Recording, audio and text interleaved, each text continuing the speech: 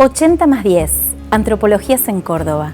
En este ciclo vamos a dialogar con los directores de IDACOR y con las directoras del Museo de Antropología de la Universidad Nacional de Córdoba. Fabiola Heredia nació en Córdoba, licenciada en Ciencia Política en la Universidad Católica de Córdoba y magíster en Antropología en la Universidad Nacional de Córdoba. Investigadora del Instituto de Antropología de Córdoba, IDACOR, Museo de Antropologías. Profesora en la Cátedra Etnografía de Grupos Indígenas de la Licenciatura en Antropología. Desde el 2018 es directora del Museo de Antropologías de la UNC. Bienvenida, Fabi, a este ciclo que hemos denominado 80 más 10, en tributo a la historia, tanto del IDACOR como del Museo de Antropología de Córdoba, en el cual vos actualmente sos directora. Así que bueno, vamos a empezar un poquito a dialogar por ahí. Muchas gracias, muchas gracias. Bueno, Fabi, contanos, entonces vos llegaste, asumiste la dirección del museo en el año 2018. Contanos cómo llegás, con qué museo te encontrás, qué había, qué tradición de museo había. Bueno, yo en realidad me incorporo al museo al poco tiempo que eso reapertura, ¿no? Pensemos que el museo surge como un instituto, ¿no?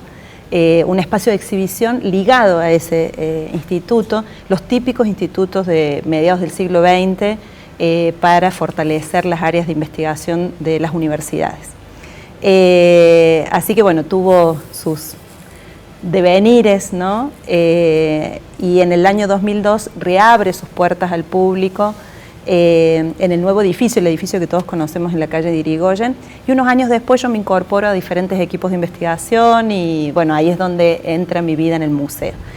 Y desde el año 2017, fines del año 2017, asumí la dirección del museo y si uno pudiera pensar cuáles son esos legados, ¿no? Cuáles son esas premisas que han marcado mi gestión y que también un poco es esa herencia, ¿no? En principio, un proceso de institucionalización de la antropología, de los espacios de formación de la antropología y el museo muy asociado a esos procesos de institucionalizar la formación dentro de la Universidad Nacional de Córdoba. Por otro lado, también otra marca es una tradición de profesionalización de la tarea museística, ¿no? De los diferentes trabajos que se desempeñan al interior de los museos. Y algo que para mí no es menor es también el reconocimiento y la presencia de temas necesarios que aborda el museo y las ciencias antropológicas, y el museo se convierte en ese espacio donde transita lo público, ¿no? Y se hace presente ya con una tradición de abrir las puertas del museo trayendo la temática indígena, por ejemplo, que había sido fuertemente invisibilizada en el centro de nuestro país.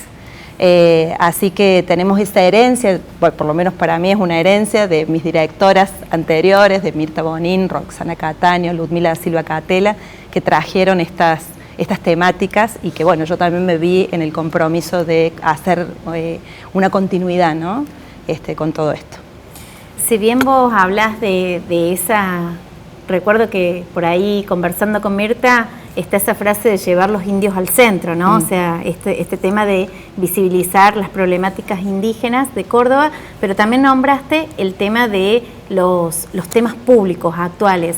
2018 fue la gran marea de la ola verde, las luchas por los derechos feministas, y bueno, y el tema en ese momento fue la conquista o las luchas por legalizar la práctica del aborto. ¿Cómo fue que el museo se convierte como en esa sede de esa ola verde en esos años de tanta pulsión, de tanta lucha? Bueno, se acercaron colectivos relacionados con esta reivindicación a solicitar el museo como un espacio para ver el debate que en ese momento estaba sucediendo, el debate legislativo, en ese momento era primero de diputados, para verlo en el museo.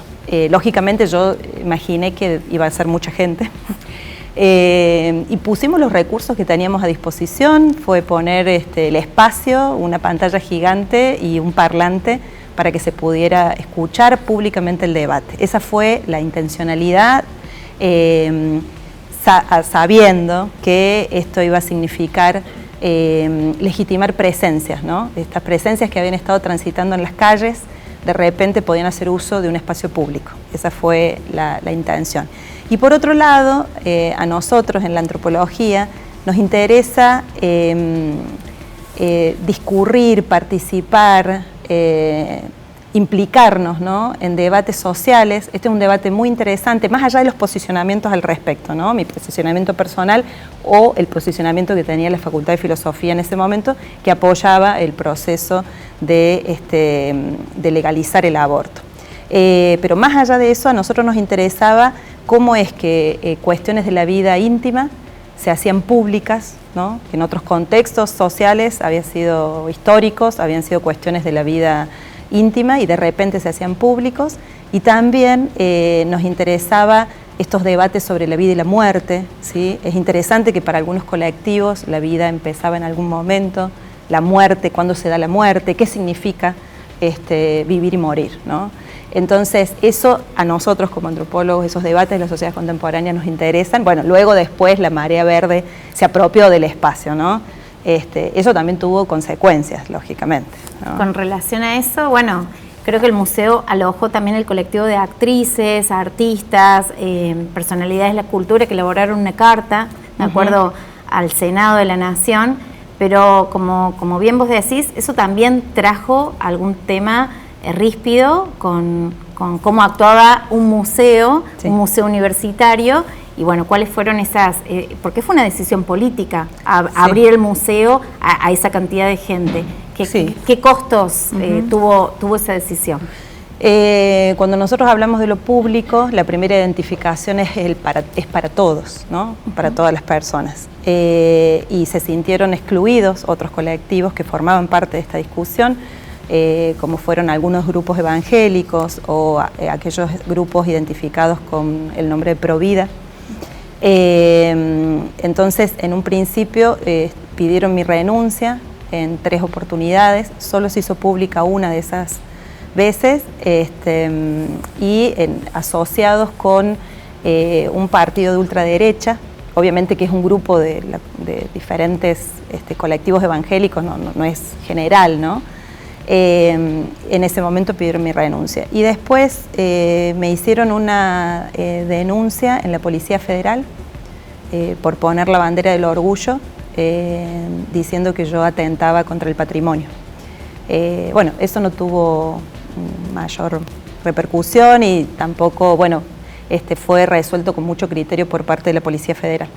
Pero bueno, de mi parte es entendible también porque la demanda de que ese espacio, como espacio público, represente también otros intereses, ¿no? También te tocó, bueno, fueron años muy intensos, ¿no? Estoy hablando de antes de la pandemia, pero otros colectivos que también están luchando por sus derechos, como los colectivos del LGTB, también buscaron el museo como escenario para hacer actividades, para poner problemáticas, y entonces por ahí la gente se pregunta por qué un museo de antropología se tiene que meter con estos temas, entre comillas, incómodos o difíciles, o que la gente por ahí naturalmente no los aborda. Y yo ahí contestaría, ¿y por qué no? Porque en definitiva los museos han cambiado mucho, son instituciones que son muy difíciles de definir, ¿no?, en el presente. Y además nosotros tenemos trabajadores y trabajadoras que hacen muchos esfuerzos por alcanzar nuevos públicos, por alcanzar nuevas comunidades, ¿no?, que sientan que el museo es un espacio fundamentalmente que legitima, ¿no? O sea, tradicionalmente la museología ha significado elevar, por ejemplo, un objeto por encima de otro objeto y decir que ese objeto vale ser mirado, ¿no?, vale ser visto. Entonces podríamos decir que, y es algo que siempre digo cuando me hacen esta pregunta, que un museo también puede musealizar ideas, legitimar presencias, legitimar posiciones, ¿no? Que quizás están invisibilizadas. Y bueno, ahí podríamos poner ejemplos de diferentes colectivos que se han acercado. Pienso en la muestra que hicimos con AMAR, ¿no? Que no fue fácil de resolver, pero que pudimos hacerla. Aparte, el museo es buscado también en el momento como álgido, ¿no? De estos temas. Por ejemplo, la actividad que hicimos inmediatamente después de que fueron procesados los 27 estudiantes acusados de apropiación, ¿no? Del pabellón Argentina, ¿no? Con la toma del pabellón Argentina. Otros colectivos que en el momento, acuciados por la situación, entienden que el museo es un lugar que puede compartir, visibilizar esas demandas. Pienso también, por ejemplo, la actividad que hicimos con los barrios próximos a la fábrica de Porta, ¿no? No son posiciones cómodas, pero es interesante que las personas sientan que el museo puede ser un lugar que visibilice, ¿no? Bueno, también te quería preguntar algo, porque sos antropóloga, entonces estás, bueno, en este lugar que es como estratégico, a mi entender, dirigiendo el único museo de antropología que existe en Córdoba capital, y también tenés un campo tuyo de investigación, y ahí un poco sondeás sobre los cuerpos. Digo, que nos cuentes un poquito tu motivación como antropóloga, ¿por qué, digamos? Bueno, hace tiempo, ya hace cerca de 20 años, un poquito más capaz, que trabajo investigando sobre los procesos de jerarquización social a partir de los cuerpos. Es un trabajo que empecé inquieta por entender algunas cuestiones vinculadas fundamentalmente en su momento con el uso de la lengua de señas en la comunidad sorda, y ahí entendí el lugar que ocupa el cuerpo para nuestras sociedades, ¿no? En una combinación de una preponderancia en algunos sentidos y por otro lado algunos cuerpos despreciados, ¿no? Actualmente estoy haciendo investigación en torno al mundo de la moda y el del diseño indumentaria, tratando de comprender cuál es ese modelo, molde de cuerpo, ¿no? Que nuestra sociedad pondera, y algo que hace la antropología, que es la comprensión, ¿no? Más allá de las consignas militantes, ¿no? Y de búsqueda de reconocimiento, los sufrimientos que puedan provocar estos mundos, a mí me interesa comprenderlos, ¿no? Así que creo que hoy el cuerpo ocupa un lugar clave, ¿no? Las corporalidades, tanto sea por la medicalización, la estética, tenemos una sociedad muy preocupada por los cuerpos. Y a su vez también te tocó gestionar un museo sin cuerpos, vamos a decirlo así, ¿no? Casi 2 años de pandemia donde el Museo de Antropología se trasladó a un lugar virtual.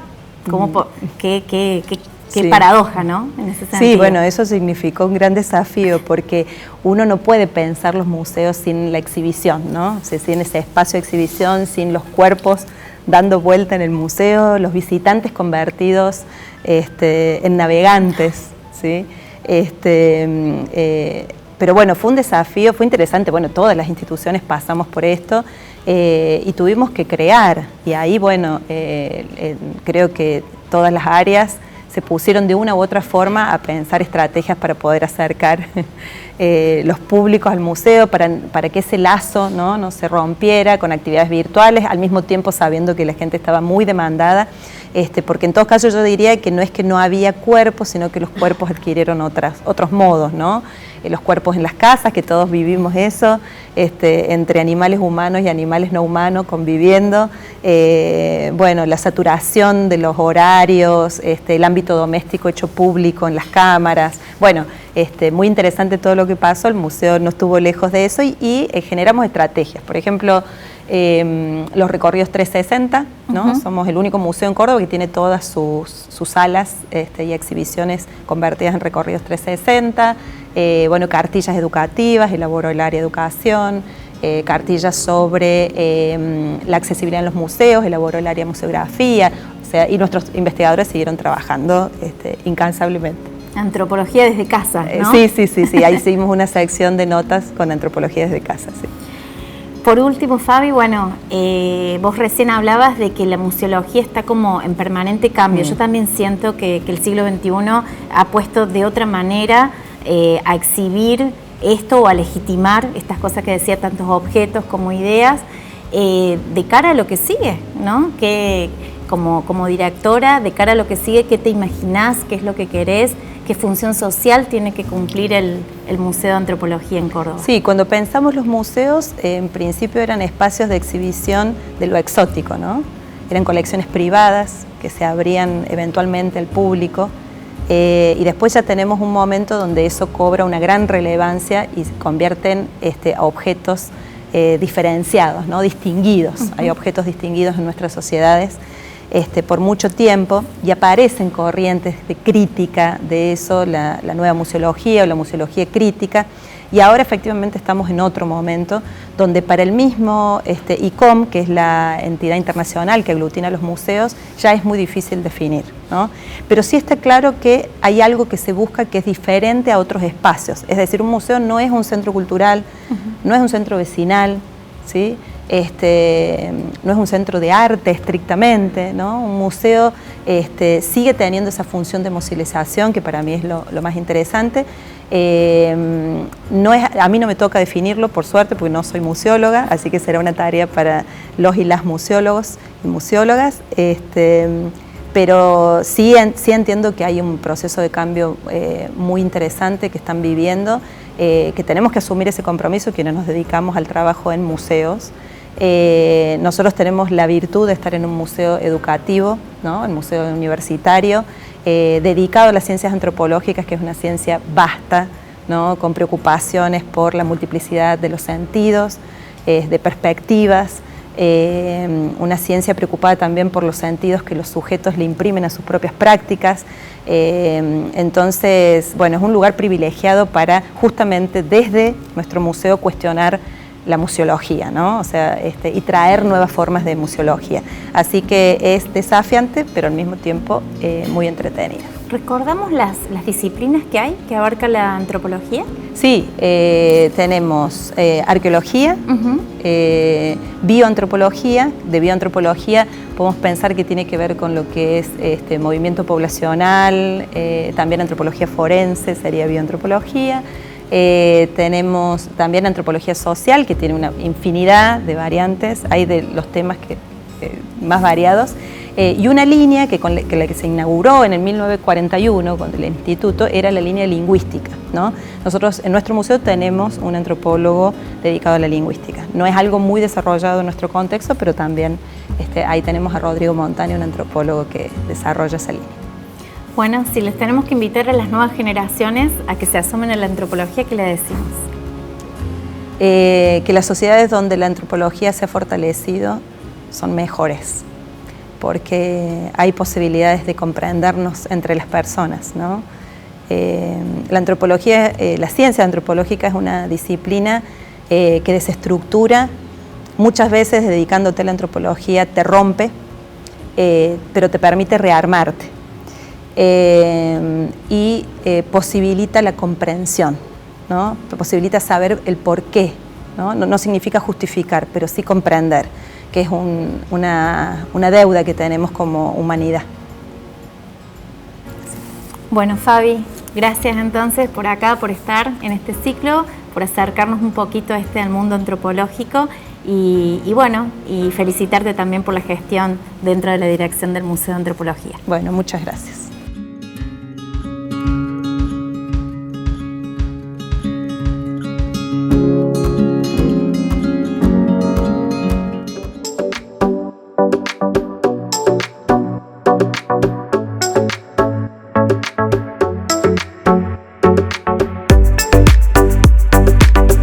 El Museo de Antropologías de la Universidad Nacional de Córdoba es una institución educativa de investigación, conservación, extensión e intervención. Cuenta con exhibiciones permanentes, temporarias y virtuales. Cada exposición visibiliza diferentes experiencias y formas de vida de comunidades originarias, pasadas y contemporáneas, dentro de un marco crítico actualizado. También cuenta con muestras que interpelan problemáticas del presente. El museo es parte de la Facultad de Filosofía y Humanidades de la Universidad Nacional de Córdoba. Su área científica es el Instituto de Antropología de Córdoba, IDACOR, unidad asociada a CONICET, que reúne a más de un centenar de investigadoras e investigadores, técnicas y técnicos, becarias y becarios y personal de gestión que comparten equipamiento, laboratorios, biblioteca y colecciones antropológicas. Dentro del museo y del IDACOR se realizan trabajos de investigación, docencia, extensión y comunicación en las diferentes ramas y disciplinas de las antropologías, con una vinculación directa con comunidades no académicas. El museo alberga una reserva patrimonial con más de 200.000 objetos de diferentes colecciones arqueológicas y etnográficas, también de restos humanos. A su vez, cuenta con una biblioteca especializada y abierta al público, con más de 3.500 ejemplares. El área de educación se encarga de las visitas guiadas, desarrolla acciones con escuelas, produce cartillas educativas, lleva adelante proyectos con instituciones y grupos humanos en diferentes contextos. El Museo de Antropologías trabaja de manera sostenida con comunidades indígenas, colectivos y organizaciones sociales que encuentran en este espacio público un lugar de referencia y de acciones conjuntas. Por ello, el Museo de Antropologías y el IDACOR son reconocidos por la comunidad no solo por la calidad de sus trabajos, sino por su capacidad de incidencia y por su compromiso social.